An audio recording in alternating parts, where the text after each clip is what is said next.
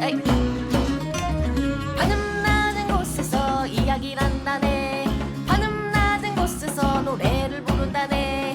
하늘 낮은 곳에서 글을 쓴다네. 하늘 낮은 곳에서 이야기한다네.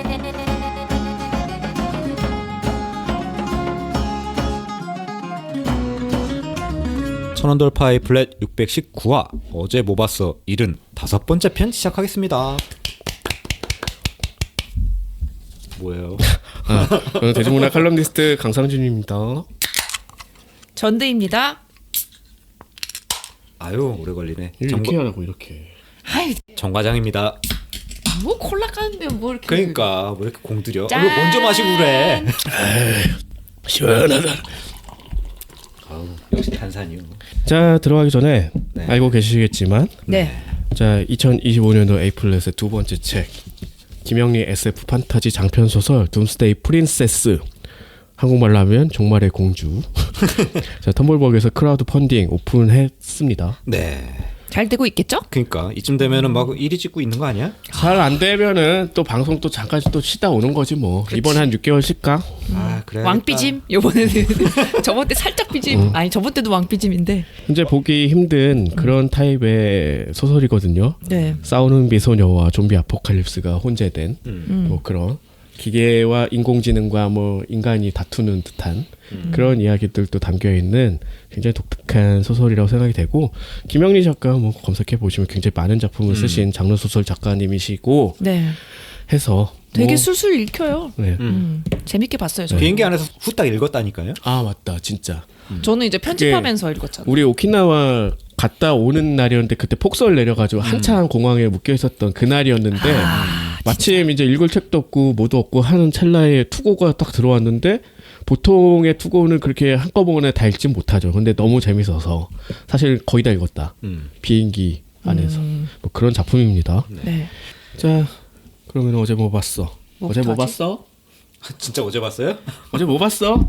저는 디즈니 플러스 드라마 하이 포텐셜 이런 아. 작품을 봤어요. 시즌 1이 올라와 있는데 총 13화고, 적당하네. 예, 저는 이제 보고 있는 중이네요. 왜냐면 이게 범죄 드라마인데 범죄 하나가 이제 해결이 되거든요. 그러니까 한 편 한 편씩 끊어보기 되게 좋은 스타일이라. 이거 어디서 추천받았어요? 아, 이거 강 기자님이 추천해 주셨어요. 아 뭐야 독자적으로 찾으라고. 그러니까 너무 웃긴 게 내가 이거 재밌다 했더니 여기다 쓸 줄은 모르는 거야. 자기가 해버리네. 좋은 거지. 뭐를? 아니 나는 내가 하이포텐셜 내가 하려고 했는데 아, 그래요? 선수 자기가 선수를 쳤더라고. 선수 핏은 아, 몰라? 이게 지금 마차에 올라와 있는 프랑스 드라마 HPI 그거의 리메이크작이에요. 그러니까 네. 뭐냐면은 원래 경찰서에서 일하고 있는 청소부이자 IQ가 160인 싱글맘이 청소를 하다가 우연찮게 사건 파일을 흘려가지고 보게 되거든요. 그래서 그걸 이제 추리를 해가지고 결국 이제 그 경찰서에 범죄 자문단이 되게 된 거예요. 근데 내가 이렇게 설명했어. 그냥 그 멘탈리스트 그 싱글맘 버전. 진짜요. 너무 구조가 똑같고 어떤 방식이면 화면 전환할 때 나오는 음악도 되게 비슷한 것 같더라고. 약간 그 가벼워서 빰빰빰 하는 그 기계음 같은 거. 이게 무대만 LA로 바뀐 거고 네. 원래는 캘리포니아 어디에 거기에 맞아요. 뭐 CBI CBI였나 뭐 봐요. 그런 거였는데 여기서 그것만 바뀌고 이 사람도 되게 뛰어난 관찰력과 기억력과 뭐 이런 걸 겸비를 한 사람이야. 근데 딱 그런 어떤 장점만 있는 게 아니라 그것 때문에 여러 번 직장도 옮기고 인간관계도 별로 좋지 않아. 벌써 이혼을 2번 했나? 그리고 애가 셋이고 뭐 하여튼 그런 어떤 상황 경제적으로 되게 쪼들려서 이 경찰 자문력을 이제 뭐 받아들이고 이제 뭐 여러 가지 사건 거의 대부분 살인 사건인데 이걸 이 사람의 어떤 직관과 관찰력과 이런 걸로 이제 해결해 나가는 그런 이야기인데 그냥 여자 죄인이야. 맞아요. 그 멘탈리스트의 주인공인. 네. 그냥 보면은 항상 그 거기 무슨 제인이었죠? 패트릭 제인. 걔 같은 경우는 이제 영매 출신이어서 이제 그 영적인 걸 절대 안 믿거든요. 왜냐면은 자기가 거짓말로 사람들을 많이 속여봐서 아는 거야. 근데 그런 어떤 멘탈리스트의 어떤 역할 가지고 맨날 짓는 표정이 있어요. 딱 그 어떤 사람을 보면은 왜 이 사람이 거짓말을 하지? 라는 식의 캐치하는 그런 표정 같은 게 있어. 네. 근데 이 여자는 이제 그런 어떤 감정적인 부분이 아니라 뭔가 자기가 본 건 다 기억해. 네. 그래서 뭔가 이상하다라는 거는 강박적으로 이제 그 잠도 못 자고 맨날 그런 걸로 나오거든요. 불면증 때문에. 그러니까 본인의 그 논리에 맞게 이게 설명이 안 되면 그걸 생각하느라 잠을 못 자고 네. 항상 잠이 부족하고 뭐 이렇게 그런 사람인데 그래서 이제 그걸 토대로 풀어 나가는 과정이 한 해 한 45분 정도로 아, 45분? 아주 그냥 구조적으로 그냥 비슷하지만 굉장히 다채로운 사건을 다루고 다채로운 상황에 이제 접목이 되고 해서 뭐 멘탈리스트 재밌게 보신 분들은 약간 그거에 그냥 어떤 재생산 느낌이 좀 있긴 해요. 심지어 그 멘탈리스트에서는 그 레드존이라는 자기 가족을 살해한 범인을 쫓는 게 이제 가장 큰 줄기인 것처럼 나오고 나머지 이제 사건들이 더해졌잖아. 여기서도 이제 남편이 갑자기 실종이 된 거야. 자기 옛날 전 남편이 그 사람을 추적하는 것이 이제 또 중심에 놓이기도 하고 그래요. 굉장히 흡사하더라고. 뭐 이거 소개는 여기서 하겠다고 하고 내용은 강 기자가 다 얘기했네. 아니 그래서 사건 자체는 이제 강력 사건이 주로 있는데 이제 주인공 아줌마 자체가 되게 하이 텐션이고 아까 오버하는? 네, 되게 말 많고 그러니까 금발에 되게 늘씬하고 늘 짧은 치마만 입고 다니는 약간 그런 스타일의 여자야. 패션이 되게 독특하고 그러니까 경찰처럼 안 보이는 약간 그런 쉽게 우리식으로 얘기하면 약간 날라리 느낌을 일부러 네. 풍기는 패션을 늘 하고 나오는데 엄청 예리하고 엄청 똑똑하고 한 사람인 거지. 약간 편견을 박살내는 그런 그러니까 약간 느낌인가? 그런 게 있죠. 그리고 싱글맘이니까 애도 열심히 키우고 힘들 텐데. 네. 아 그래서 거기 이제 이혼한 남편이 그냥 보모야. 여기 이제 자문단이 되면서 돈이 나오잖아요. 보육비 그거를 이제 이 사람한테 전 남편한테 주변에서 애들 맡기고 막 네, 이런. 그렇게 나와요. 그러니까 요 가족 구조가 참 재밌는 것 같긴 했었어. 그래서 네. 재밌네. 이게 헐리우드 스타일인 거잖아. 전 남편 와가지고 그렇지, 애들 봐주고 그리고 첫째는 이제 전전 남편한테 있는 거고 둘째 셋째만 네. 그 전 남편의 또 애고 막 이런. 근데 이게 프랑스 드라마. 이를 원작으로 했지만 저는 이거밖에 못 봐가지고 네. 어쨌든 디즈니 플러스에 있는 거고 제목 그대로 정말 아주 그 잠재력이 높은 이런 사람이 사실은 이런 걸 원래 안 하던 사람이잖아. 네. 경찰과는 완전히 무관한 그런 직업을 갖던 일부러 굉장히 단순한 직업을 선택한 것 같은 느낌도 있잖아. 여러 직업을 전전하다가. 그런데 여기서 이제 아주 능력을 발휘한다. 그러니까 그 주변 인물들까지 다 이렇게 일취월장하는 느낌이에요. 막 추리력이 점점 올라가. 막 얘기를 하면서. 아니 그래서 그것도 멘탈리스트랑 되게 비슷해요. 그냥 각자 맡은 역할이 있을 거 아니야. 네. 결국 이제 한 팀을 이뤄서 하지만 거기서 이제 주도적인 역할을 하는 낭중지추는 요 모건이라는 여자 딱 한 사람이고 거의 이 사람을 통해서 거의가 그렇죠. 아니지 그냥 전부 이 사람을 통해서 해결이 된다. 그러니까 탐정 역을 하고 있는 건데 그 과정이 굉장히 재밌게 표현이 되고 있어요. 그래서 그냥 이거 한 편 한 편 끝나니까 딱 보기 좋은 스타일입니다. 아직 시즌 1은 다 끝났고 시즌 2가 확정이 됐어요. 그러니까 인기가 있었나 미국에서도 보네. ABC에서 방송했는데 굉장히 인기가 좋았다고 아, 그러더라고요. 그래요? 네. 그리고 이게 그 LA를 배경으로 하니까 이제 계속 막 보여주는 그런 것들도 이제 형식의 멘탈리스트랑 되게 비슷한데 LA이기 때문에 그런지 몰라도 그 GTA 5의 배경이 거기거든요. 그래서 나 여기 이 해변도 알 것 같고 막 그런 느낌이 자꾸 있는 거야. 그런 재미도 느낄 수 있다.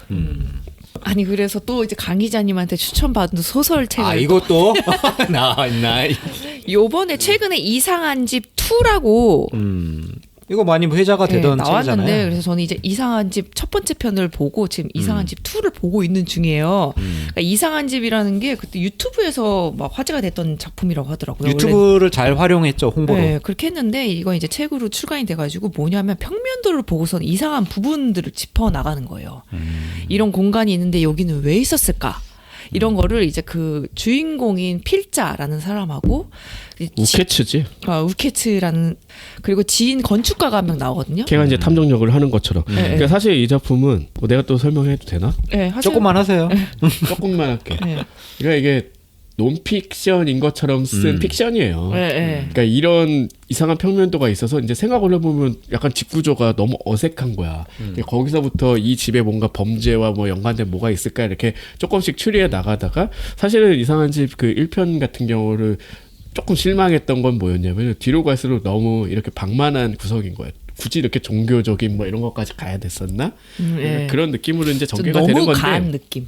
근데 굉장히 설명적이에요. 왜냐면은 평면도가 진짜 여러 번 등장하고 네. 앞서 했던 말을 다시 반복을 하면서 상기를 시키는 거야. 아예. 그 그림에다가 표시까지 해줘요. 맞아요. 점선으로. 평면도가 없으면 설명 못 하겠네. 아니 네, 그런 맞아요. 것도 있는데 그걸 너무 여러 번 하고 뭐 이런 식으로 해서 네, 네. 근데 사실 저는 이거를 이제 인터넷에서 처음 보긴 했었어요. 이거 아, 번역해서 그래요? 올리는 사람이 있어가지고 아. 그리고 아 이게 인터넷에 뭐 게시판에 나도 얼핏 한번 본 것 같긴 해요. 이상한 그림 뭐 이런 거를 번역을 해서 올리는 사람이 있어가지고 네. 그 우케츠단서 알고 있었고 이게 이제 그 저번에 우리 일본 갔는데 서점에 이게 난리가 났었어. 왜냐면 영화가 돼가지고 그때 난리가 났는데 아무튼 그런 방식으로 구성 굉장히 독특한 그 형식을 가진 미스터리 소설이에요. 네. 그리고 그런데 나는 이번에 이상한 집 2도 봤다는 거지. 전 지금 보고 있어요.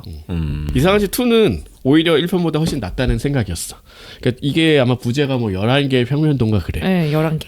딱 보면은 더 어떻게 보면 사람들이 받아들이기 쉽게 만든 거야. 1편도 봤지? 막 이러면서 1편 내가 이런 얘기를 해서 이런 이야기들이 많이 들어와 라면서도 평면도가 들어와서 마치 풀어가는 식으로 11개의 단편 소설을 실은 것처럼 가장을 했어요. 초반에는. 근데 읽어보면은 읽는 순간에 뭐 그냥 나와. 이게 교묘하게 연결이 돼 있구나. 한 사건을 향하는구나 라는 방식으로 해서 어떤 이상한 종교 집단의 어떤 그런 거와 또 연관을 시키는 방향으로 흘러가는데 네. 오히려 그 구조가 더 좋더라고. 심지어 더 공을 많이 들인 거지. 왜냐하면 11개의 그렇죠. 평면도. 가 필요하고 각각의 다른 집이 필요한 이런 스타일인데 그 구성이나 형식 자체도 훨씬 더 다양하고 그래서 잡지 기사가 뭐 못 나온 것도 있고 누굴 인터뷰한 것도 있고 모두 하고 그래서 이상한 집 1편을 뭐 재밌게 보신 분이라면 2편을 훨씬 더 재밌게 보실 것 같고 네. 1편에 실망하셨던 분들이라면 오히려 2편을 더 재밌게 볼 수도 있지 않을까? 그 미스터리 구조 자체가 더 예상할 수 없는 방향으로 치닫기도 하고 충분히 납득 가능한 구조로 이번에는 수렴을 하더라고요. 그래서 요즘 많이 팔리는 것 같아. 아니 일본에서도 그 시리즈 누적 255만 부 판매라고 아예 그 띠지에 붙어 있잖아요. 나 부럽다. 네, 그리고 2024년 일본에서도 무슨 1위 하고 막 이런 책이에요. 그래서 남의 나라 얘긴데 뭐. 아니 그래서 우리나라에서도 지금 이 권이 되게 잘 팔리고 있다고 하더라고요. 잘 팔려도 100만 부 아닐 거 아니오. 아 왜? 그래서 그리고 또 제가 뭐 건축학과 출신이어가지고 평면도 보니까 재밌더라고요. 그래서 보자마자 저는 이제 평면도를 되게 뚜렷하게 봤거든요. 그래서 이건 좀 이상한데라고 하는 부분 몇 군데는 좀 금방 추리가 되는 부분도 있어서 아주 잘났어. 그런 재미로 보는 재미도 있었다. 그러네. 전공자. 건축 기사 자격증. 실내 건축 기사까지 있습니다. 아주 집 지어주나요? 하지만 그거로 돈을 벌어본 적은 없다. 이참에 한번 벌어보시면. 하여튼 그래서 추천드립니다. 네. 그러면 책 얘기 했으니까 저도 책 얘기 하나 같이 할게요. 네. 저는 이제 헛개비 신이 돌아오도다. 이거는 위례 작가 소설인데요. 위례 작가면은 우리 요괴사설. 요괴사설에서 무시소리 이야기를 써주신 작가님이죠. 재밌습니다, 요괴사설. 자, 그리고 요거는 184페이지 정도 되는 그렇게 길지 않은 소설이에요. 그래서 금방 읽을 수 있어요. 그리고 제목으로는 사실 예상하기가 힘들어요, 내용을. 물론 위례 작가가 뭐 판타지라든지 뭐 이런 거 SF 다양하게 쓰긴 하는데 일단 내용은 판타지예요. 가상 역사라고 해야 되나? 그러니까 그 세계는 그 사람을 제물로 삼는 괴물 같은 신이 있어. 그리고 심지어 사람들은 그 얘네들을 섬기고 있어. 크툴루네. 그렇지. 쿠툴루 세계관 그런 느낌이 강해요. 그리고 그 신을 믿는 교단이 있는데 걔네가 이제 세상을 지배하고 있고 거기에 약간 이제 그 국정원 같은 존재도 있어. 걔네들이 이제 막 교단에 반대하는 이런 애들 잡아 제물로 바치는 거야. 근데 이제 전화가 와도 말도 안 되는 거면 메모를 하다가 중단을 하는 거 아닌가? 그럴 수도 있네. 계엄도 하고. 말도 안 되는 소리라고 생각하면 자, 그래서 교단에 사제가 있는데 사제가 좀 재밌더라고. 그 괴물의 그 신이죠. 거기서는 걔의 신체 일부를 먹고 신통력을 얻는 거예요. 근데 그 신통력이 뭐가 될지는 몰라. 그럼 본인도. 괴물은 자기 신체 일부를 내줘요, 일부러? 그렇지. 얘네들 재물 주니까 죽이진 않나 봐. 그냥 막 죽이진 않나 봐. 근데 그 신통력을 얻는가 하면 재수 쓰면 죽거나 그 평생 만성 질환을 얻게 되는 거지. 그래서 이제 사회가 그런 사회다. 그냥 깔고 가는 거예요. 아니 근데 그건 너무 이너 시리즈 같은 느낌이다. 그러니까 뭐 그럴 수도 있네. 근데 뭐 얘네들 뭐 평생 사는 건 아니니까. 그래서 주인공이 누구냐? 이 교단의 사제예요. 그래서 얘의 신통력은 뭐냐? 정신 감흥력이 있어. 그래서 사건 현장에 가서 뭐 개미를 뽀각 해서 먹거나 이러면은 그런 생체 작용의 어떤 뭐 긴장이라고 해야 되나? 아무튼 그런 걸 통해 가지고 과거를 볼 수 있는 거야. 그 사건에. 근데 개미를 꼭 먹어야 돼요? 더 강한 걸 하면 더 강한 그 신통력을 얻을 수 있어요. 뭐 신체 일부라든지 뭐 이런 것들을 좀 뭐 먹어야 돼, 근데 꼭? 강한 느낌을 받으면 강한 느낌을 된다는 거 아니야. 받으면 된다는 거 아니야 이 사람아. 어떤 느낌인지 한 대 싸다고 좀 받아보자. 3일 전까지 볼 수 있겠다 이러면. 근데 얘는 다른 애들은 이 정신 가문력이 있어도 보통 하루까지만 볼 수 있는데 얘는 이틀 전까지 볼 수 있어. 그래서 이 교단은 되게 중요한 존재다. 그래가지고 얘가 이제 의문의 사건에 파견되면서 이제 이야기가 시작되는 거예요. 그 만지면은 과거 이렇게 보는 그 초능력 뭐라 그러지? 사이코메트리. 사이코메트리. 그런 거랑 비슷한 거죠. 근데 이제 이게 소설로 표현을 하니까 그 과거로 가는 게 좀 재밌더라고. 표현이 그 마침표 있고 어잇 가기 야이 는다 오나돌 이신 헛개비 신이 돌아온다는 이야기가 있어. 맞아 그런 거예요. 그렇네요. 이런 식으로 이제 거꾸로잖아. 표현을 이런 식으로 하면서 과거로 가는 걸 표현을 하더라고. 이런 것도 좀 재밌고 그래서 결국은 이 현장 조사를 하면서 과거에 자기의 절친이 있었는데 걔가 죽었는데 걔 뭐 여동생이 그 사건 현장에 있었다. 그래서 얘가 왜 여기 있지 하면서 점점 이제 사건을 파헤쳐가는 그래서 약간 미스터리 형식을 가진 판타지 소설이다. 그래서 재밌을 것 같은데요. 그래서 요즘 재밌는 거 다시 소설한다. 이야기가 아직 안 끝났어. 더 재밌어, 더 재밌어. 뭘 또 재밌어. 근데 더 맞을래? 내 얘기를 하긴 좀 그런데 어쨌든 과거랑 현재랑 그 번갈아 가면서 이제 서술이 이제 진행이 돼요. 그리고 그러면서 자연스럽게 이 되게 절망적인 세계예요. 이거 나중에 결과적으로 보면은 아주 거지 같은 세계 나 같으면 못 살 것 같아. 근데 그 세계관 안에서 얘네들 어떻게 희망을 품게 되고 주인공이 풀어내는지 그런 걸 궁금하게 만드는. 그래서 저도 이거 자기 전에 잠깐 보다가 그냥 한 달음에 읽은 것 같아요. 이유 184페이지면은 재밌으면 금방 읽죠. 자기 전에 읽기 딱 좋아 이거. 재밌습니다. 추천합니다. 근데 금방 읽는다는 얘기 하지 마. 아 그런가? 왜냐면 나는 약간 금방 읽는 거 좀 아까워. 왜? 두고두고 보고 싶어. 여기서 내가 말한 금방은 몇 시간이다. 그러니까 이상한 집 2 아까 얘기했는데 네. 이거 정말 한 3-4시간이면 보거든요. 약간 두꺼운데도 불구하고 그림이 많고 뭐하고 하니까. 근데 재미도 있으니까 많이 봤겠지만 맞아요. 이렇게 한 달에 읽으면은 왜? 한 달에 읽으면 좋지. 아쉬워. 재밌는 소설이니까 한 달에 읽는 거지. 아니 두고두고 읽고 싶은 소설도 있단 말이지. 그럼 뭐 그런 것도 있을 수는 있지. 아껴보고 싶은 거. 여기 안 적었는데 이번 주에 가장 많이 본 게 생각이 났어. 뭔데요? 서장훈 주연의 이혼 뭐야? 숙녀 캠프. 진짜 뜬금없네. 아 우리 저번에 같이 봤잖아요. 그랬나? 살짝. 어. 아 그래서 그냥 계속 욕하면서 보게 되잖아요. 그냥 서장훈 씨가 그냥 욕하는 방송 아니에요 이거? 아 이거 우리도 욕하면서 보게 되잖아. 저러고 왜 살아? 왜 저래? 누구 이상한 사람 있었는데 그때 본 게? 아 그래서 이게 이제 중간에 뜨문뜨문 보다가 어떤 형식인지는 알게 됐어. 그냥 한 3커플 정도가 뭐 이혼을 뭐 하고 싶은. 뭐 그래가지고 이제 캠프 형식으로 들어와서 처음에 얘네들이 어떻게 하는지 관찰 프로그램 보여주고 그다음에 어떤 방식으로 뭐 정신 감정도 하고 뭐도 하고 이렇게 한 단계 한 단계씩 하는데 네. 정말 나오는 커플마다 너무 만만치가 않은 거야. 그리고 맨날 이렇게 채널 돌리다 보면은 서장훈 씨가 늘 화를 내고 있는 게 너무 짜증이 나서 안 봤거든요. 그 처음에 그렇게 생각했어. 왜 저래? 왜 이렇게 뭐 남의 화를 내? 얘기에 뭐 이렇게 화를 내? 그 남 화내는 거 보면 뭐 이렇게 기분 좋지도 않잖아. 그런데 이렇게 하다가 너무 몇 편을 봤더니 재밌어가지고 넷플릭스에 올라와 있어서 한 기수를 본 거야. 거기 이제 한 기 뭐 이렇게 7기, 8기 이렇게 하더라고. 네. 봤는데 이해가 되고 서장훈의 마음에 화를 내지 않으면은 내가 열불이 터지겠구나 이런 생각이 드는 거야. 그러니까 그 화내면 대신 화를 주는 거죠. 화를 내야지 이 시청자로 하여금 약간 카타르시스까지는 아닌데 그래도 보고 넘어갈 수 있게 해주는 거야. 저런 식으로 나오는데 그렇구나 이렇게 넘어갈 수가 없는 거예요. 근데 나는 그런 그런 예능을 뭐라고 표현하는지 모르겠는데 관찰 예능? 뭐 아무튼 그런 것도 보면 약간 각본 이런 거 주는 거 아닌가? 그 있는 것 생각이 같기도 들더라고. 한데. 있어요. 그래서 그 뒤에 약간 논란도 있는 게 이거 오버하는 것 같아. 아니 오바가 아니라 아예 뭐 조금 조작됐다는 얘기까지 돌기도 그 했었어요. 정도까지? 예. 아무튼 그런데 그런 어떤 화내는 게 합당하게 보일 정도로 거기 나오는 사람들이 정말 이상한 사람들이 많고 그리고 정말 안타까운 거는 그 이상한데도 불구하고 이게 사실은 서로 이제 약간 상쇄해 줄 수 있는 커플들도 있잖아. 네. 근데 그게 아니야. 오히려 그 시너지가 더 대단한 거야. 서로 안 만나야 됐어야 할 사람들이 같이 살면서 벌어지는 이야기들이 막 많아서 보고 있으면은 인간이라는 게 이렇게 다양할 수 있고 인간의 조합이라는 게 이렇게 엉망으로 갈 수도 있구나라는 거를 캐치하게 되면서 마치 이 프로그램은 비혼을 살고 있는 사람들로 하여금 그 위무하고 위안을 주는 어떤 예능이 아닌가라는 생각이 들 정도의 정말 도파민 극치까지 가는 그런 예능이더라고. 근데 기혼자들한테도 도파민 줄 것 같은데 우리는 이렇게 잘 사는데 저런 애들도 있구나. 그렇죠. 아니 그러니까 거기도 되게 웃긴 게 뭐 새 커플이 나온다고 했잖아요. 그러면은 다른 커플의 이야기를 보여주면 아 우리가 쟤네보단 낫다. 당신이 저 사람보단 나. 맨날 이런 말 하는 게 그래서 너무 우리가 웃겨요. 남의 불행을 보면서 안도하는 게 그런 거지. 그런 게 사실 좀 되게 잔인한 부분이긴 해. 그러니까 그거를 우린 또 제3자로 보면서 자기네 그거는 모르고 남의 그런 것만 흠만 보이는 거잖아. 네. 이제 그런 거를 이 제작진이 포착을 한 거는 너무 잔혹한 부분이긴 한데. 전 그래서 네. 기분이 좀 안 좋아서 잘 안 보긴 해요. 근데 그거를 보면서 느끼는 바까지는 아니겠지만 그거 자체가 이제 드라마가 재밌고 아 저렇게 다양한 삶이 있는데 왜 같이 살지 이런 생각을 하게 되는 것도 있고 결과적으로는 그래서 조금이라도 뭔가 그 갈등을 좀 봉합하고 완화시키려는 노력들이 엄청나게 몇 단계로 이어지는 거예요. 근데 그 과정이란 게 얼마나 어렵고 사실 그 과정이 더 재밌는 거지.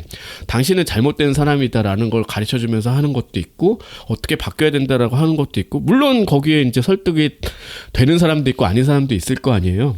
이제 그런 과정들을 보여주면서 사실 저렇게 TV에 나와서 온 국민이 보는데 자기를 전시하기 정말 쉽지 않은데 나왔으면 어느 정도는 그래도 잘해볼 생각이 있는 거 아니야. 그런 것들이 이제 해결이 되면서 보여주는 그런 과정들도 있고 그 과정이 이제 와야 되는 것 자체도 이제 재밌고 카타르시스. 카타르시스는 절대 아니에요.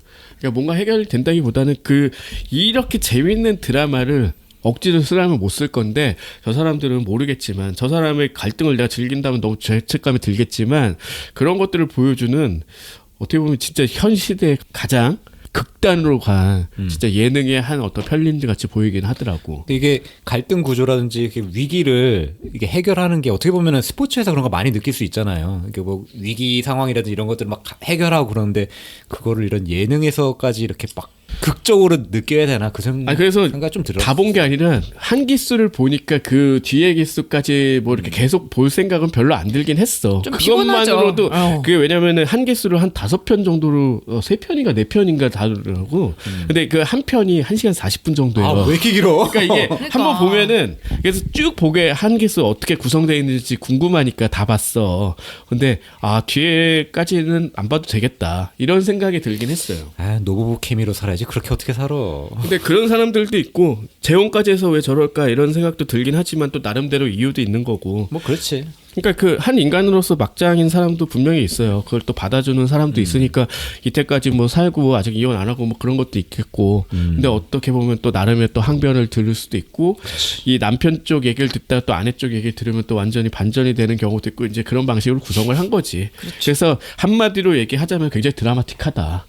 그래서 이번 주 내 가장 많이 본 거는 사실 이혼 숙녀 캠프가 아닐까 싶은 생각에 요즘 가장 핫한 예능이기도 하고 해서 얘기해보고 싶었네요. 네.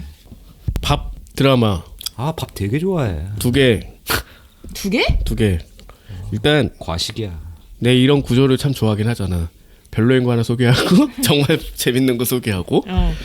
첫 번째는 그래서 하산밥이라는 일드인데 요즘 이런 밥 주제로 한 거 일도 되게 많잖아요. 네. 한 편을 한 10몇 분 구성을 하고 10편 한 다음에 약간 비슷한 구조에서 음식만 다르게 하고 뭐 약간의 드라마가 들어가고 이 하산밥도 마찬가지인데 제목에 드러나 있지.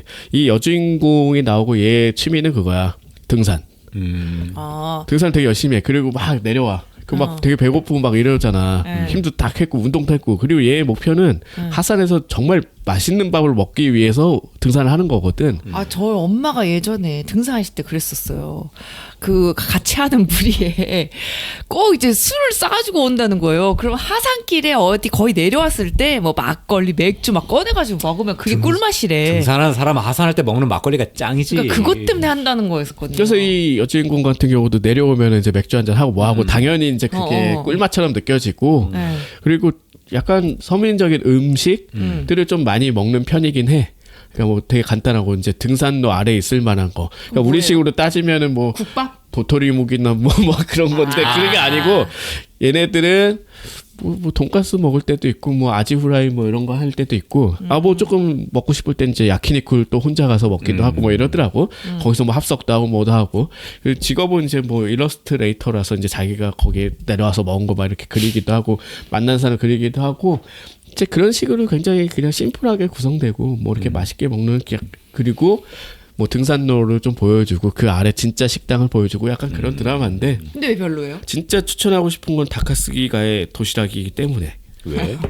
이거는 이제 그 동명의 만화 원작을 만든 드라마고 네. 한 편이 이것도 한 20몇 분 정도였나? 길지 않은데 이거는 도시락이 주가 되는 건 아닌데 어쨌든 음식이 어느 정도 이제 곁들여지는 그런 작품이에요. 뭐냐면은 그 남자 주인공이 이제 대학원생이야. 박사 과정을 통과했나 뭐 약간 그런 느낌이 있는데 그 자기 스스로 뭐 일본의 그 구조를 내가 잘 몰라가지고 뭐 반백수나 다름이 없다는 거야. 취직을 못하면은. 그래서 대학교에 계속 붙어 있는데 그래서 뭐 조교 자리라도 나길 뭐 계속 바라는. 그런데 보면은 집도 꽤 괜찮은 데 살고 있고 왜 근데 왜 이렇게 가난한 척을 할까 이렇게 했는데 점점 이 가족사가 매 회마다 조금씩 풀어져서 오히려 그런 가족사를 보는 재미가 더 있어. 단순히 음식 얘기만 하는 건 아니다. 근데 이제 도시락이 왜 끼어드냐면 이렇게 혼자 살고 있는 이 대학원생 지리학과인데 또 지리학에 대한 얘기도 그래서 많이 나오거든요.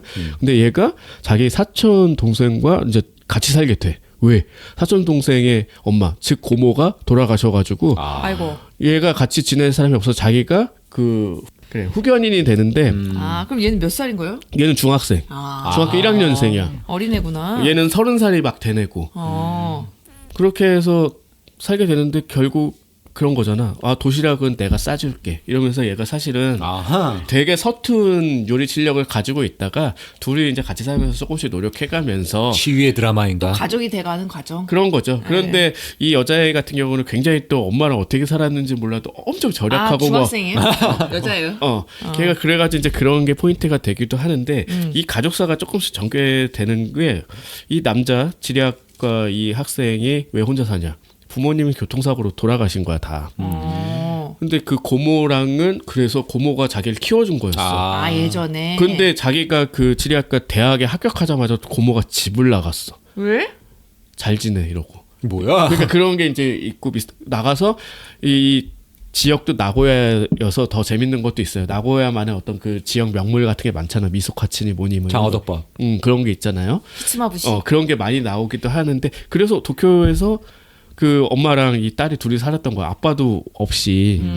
그러다가 이제 엄마 혼자 돌아가시고 하니까 얘가 이제 자기한테 오게 된 건데 그것도 그 자기 조카한테 맡겨 달라고 이제 변호사한테 했던 거였지. 그래서 결국 그렇게 둘이 살게 되고 뭐 이런 얘기야.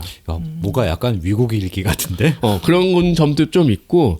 그런데 이제 주변에 얘가 되게 뭐 인간관계도 뭐 그냥 그 중학생 애가 약간 남들을 밀어내려는 그런 성격이었는데 그렇다고 해서 막 되게 소극적이고 이런 것도 아니고 하다가 이제 또 친구를 늘려가고 뭐 이러면서 맺고 있는 그런 드라마들이 가족을 있는데 맺으면서 또 성장하고 또 이런 얘기군요. 그래. 그래서 원작이 어떤 건지 궁금해 찾아보니까 이제 10권짜리 완결된 만화인데 근데 몰랐으면 좋았을 만한 정보를 알게 돼서 왜? 뭘? 이게 잠깐. 우리도 모르고 싶어 그냥. 그래.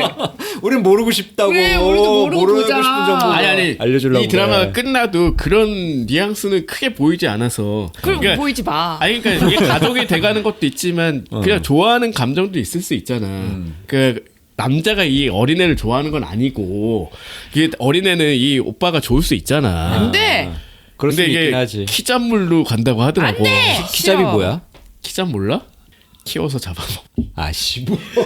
안 된다고. 어이없네. 요즘에 그런 거 좀 안 좋아. 그 옛날에 토끼 드롭스인가? 그게 딱 나중에 결혼하는 거고 나 진짜. 아니 와. 토끼 드롭스 나 초반에 되게 재밌어서 모으고 있었거든. 나중에 뭐야 키잔물이었어? 하고서 저는 그래가지고 그 보다가 말았잖아요. 그 얘기 듣고. 나는 만화책 다 나도 가지고 말았어요, 있는데 중간에. 그게 이제 출간될 때마다 사가지고 그 이런 방식으로 얘기를- 갈 줄 몰랐거든. 나도 몰랐어. 분위기 되게 좋았거든. 어이없네. 일본에서는 사촌끼리도 결혼이 가능해요? 가능은 하죠. 근데 그렇게 막 권장하는 건 아니라고 내가 그러는데. 몇 번 얘기했잖아. 그러니까 이게 가능하다 뿐이지. 그치. 사촌을 결혼한다 그러면 반응이 나니? 맞지? 그런 느낌이라고. 이게 아다치미치로가 만든 잘못된 그런 거야. 그래 이게 몰라도 될 정보를 또 알아버렸네. 아무튼 이거. 그래서 그런 류라고 했는데 네. 그러니까 이런 식의 드라마 진짜 많잖아 일본은. 한국도 좀 만들면 좋을 것 같아. 그러니까 막 뭘 키잔물을? 아니 음식과 사실 술 드라마도 제가 되게 좋아하잖아요. 많이 소개하기도 했지만 그런 거를 한국 그렇게 술 좋아하면서 왜 그런 것도 안 만드냐? 맨날 왜 예능만 만들고 있냔 그러니까요. 말이지. 예능만 만들지. 성시경 드라마는 별로 뭐. 안 보고 싶다고. 술꾼 도시 이야기 정도 뭐. 진짜. 여자 나오고 그러게.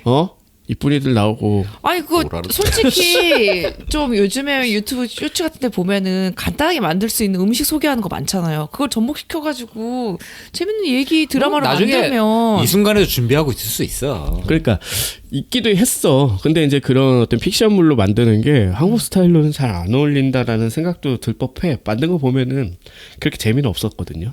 뭐 노하우가 아직 없으니까. 뭐 근데 생길 수 있겠죠. 일본에서는 이렇게 10분, 20분 단위로 만들어가지고 뭐 이렇게 사실은 형식도 거의 비슷하다고 보고 뭐 원작이 있건 없건 크게 다르지 않다는 느낌을 받을 정도면은 이미 고착화된 어떤 장르화된 느낌까지 있거든요. 근데 그런 것들을 그래도 계속 보게 되는 거는 그 음식의 어떤 매력도 있지만 진짜 잘 뽑아내는 것 같아. 그 캐릭터 주인공이 재미가 없거나 별로 매력적이지 않으면 안 볼 것 같은데 그런 점들을 굉장히 다채롭고도 정말 흥미롭게 잘 뽑아낸다라는 느낌이 있어서 뭐 이런 작품들 뭐 원작이 요 다카스키가의 도시락 같은 경우 있는 경우이긴 하지만 그래서 더 풍성한 이야기가 되고 음식이 정말 중심에 아예 있지 않은 것 같이 느껴지기도 하지만서도 재미있게 봤거든요. 아주 맛깔스럽게 만든 드라마라고 생각이 들어요. 네. 아 그리고 약한 영웅 이번에 넷플릭스에 올라와서 시즌 2가 다음에 넷플릭스에서 이제 그 스트리밍이 될 텐데 네. 아마 그래서 이제 자리를 옮겨서 저는 처음 봤거든요. 원래 웨이브였죠. 그렇죠. 웨이브 오리지널로 알고 있었는데 그냥 옮겼어. 그래서 웨이브는 보게 이제 된 거야. 뭐 합병된다고 하니까. 저번에 정 어디로? 과장이 설명했을 때는 굉장히 재미가 없어서 전혀 안 땡겼지만 이게 얼마나 재밌냐면은 하루 만에 다 봤어. 와. 밤새서. 아니 근데 한 편당 한 1시간 될 거 아니에요? 다 봤어요. 근데 몇 한 번에. 편짜리? 내가 재밌다고 했잖아. 8편. 마지막에 결론이 중요한 거야. 재밌다. 근데 8시간을 봤다고? 진 거 아니야? 나 원래 그렇게 봐. 근데 굉장히 정 과장이 설명했던 거랑 달라서 더 재밌었던 건데 어이없네. 이게 학교의 어떤 그 배경을 삼고 있지만 사실 학교 밖으로 나간 이야기가 훨씬 많더라고. 많아. 그런 얘기를 안 했잖아. 그래서 보면은 그냥 우등생이 조금 그 싸울 만한 상황에 처해가지고 결과적으로 막 열심히 싸운다 이런 게 아니고 책 들고 싸운다고. 그러니까 그 밖에 있는 이야기들이 훨씬 큰 거야.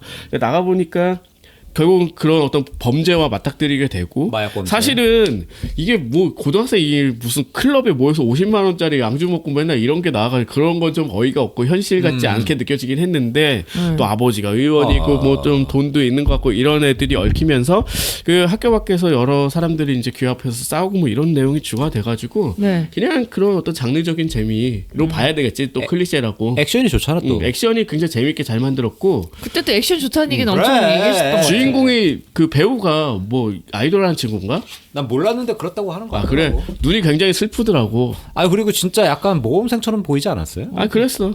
그래서 그런 전반적인 캐릭터가 되게 좋아. 거기에 이제 그 잘 싸우는 친구로 나오는 애 있잖아. 최연우. 걔가 굉장히 매력적이었어. 그게 이제 그 25, 21에도 그 친구로 나왔던 그 친구 같은데. 아 그래요? 근데 배달 일을 하잖아 거기서. 거기서 그런데 이제 마지막에 죽는 걸로 끝나나 이렇게 하다가 이제 깨어나는 걸로 이제 마무리가 되는 거잖아. 그렇죠. 그래서 시즌 2에서의 활약도 기대하게 되고 뭐 그렇습니다.